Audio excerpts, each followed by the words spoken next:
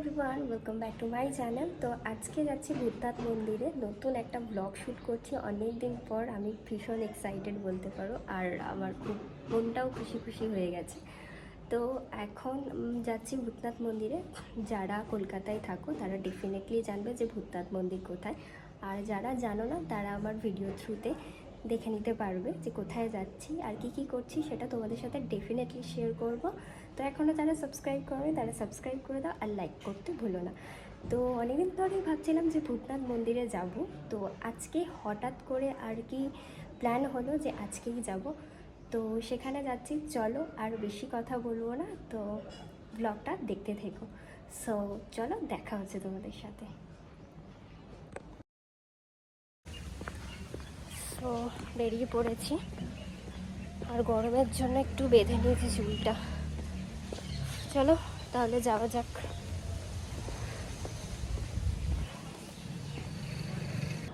চলে এলাম মেট্রো স্টেশনে, এবার শোভাবাজার নামবো, আর নেমে ওখান থেকে অটো ধরে বলবো যে আহেরিতলা গঙ্গাঘাট যাব।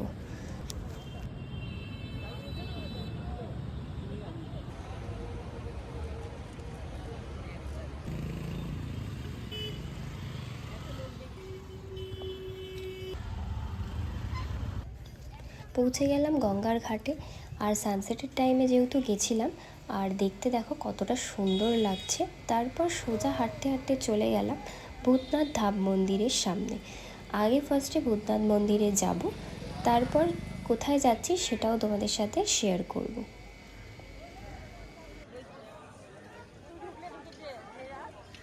একদম ভূতনাথ মন্দিরের সামনে চলে এসেছি। প্রথমে আগে মন্দিরে ঢুকবো, বাবাকে প্রণাম করব, তারপর কি করছি সেটাও তোমরা ভিডিওতে দেখতে পাবে। আর ফোন নিয়ে গেলেও ফটো তুলতে দেবে না, তার জন্য আমার দিদিকে আমি বলেছিলাম যে তুই বাইরে থেকেই ভিডিওটা করে দিস। তো বাইরে থেকেই ভিডিওটা নেওয়া হয়েছে, আর গেলাম, গিয়ে প্রণাম করলাম, বেশ ভালোও লাগলো। প্রথমবার ঢুকলাম আমি বাবা ভূতনাথ মন্দিরে। তো আর গেছিলাম, এর আগেও গেছিলাম, তো ভাবলাম যে তোমাদের সাথে এবারে ভিডিওটা শেয়ার করি। তো চলো তোমরা দেখতে থাকো ভিডিওটা।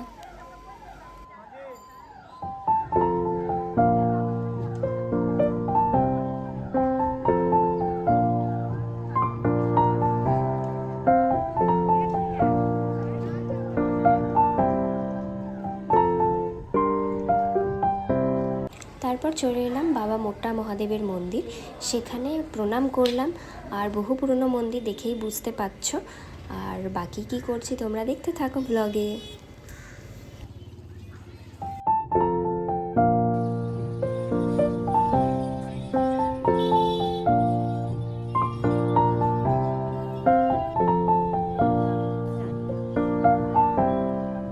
তারপর চলে গেছিলাম বিষ্ণুদেবের মন্দিরে, সেই ভিডিওটা নেওয়া হয়নি, তাই জন্য তোমাদের দেখাতে পারলাম না।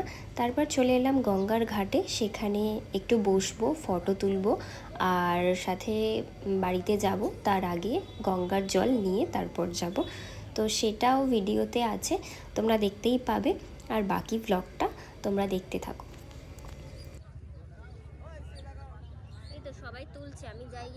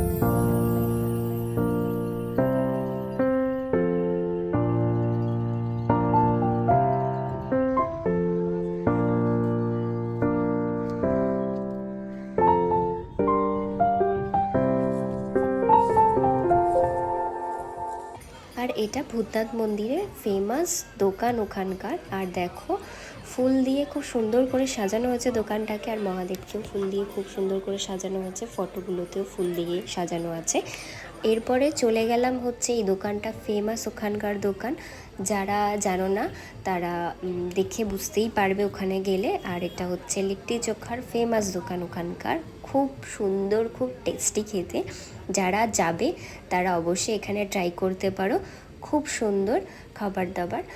আর বাকিটা কি করছি সেটাও তোমরা ব্লগে দেখে নাও।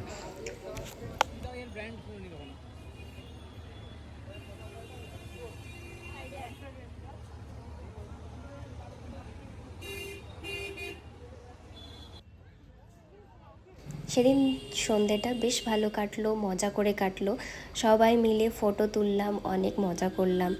তো এটাই ছিল। আর তারপরে খেলাম চা, তারপর চলে গেলাম মেট্রো স্টেশনে, চলে এসেছি শোভাবাজার মেট্রো স্টেশন। এবার ওখান থেকে বাড়ি ফিরবো আর কি, মেট্রোর টিকিট কাউন্টারের সামনে দাঁড়িয়ে আছি। তো এটাই ছিল, আর বাকিটা তোমাদের সাথে বাড়িতে গিয়ে কথা হচ্ছে, সো দেখতে থাকো তোমরা।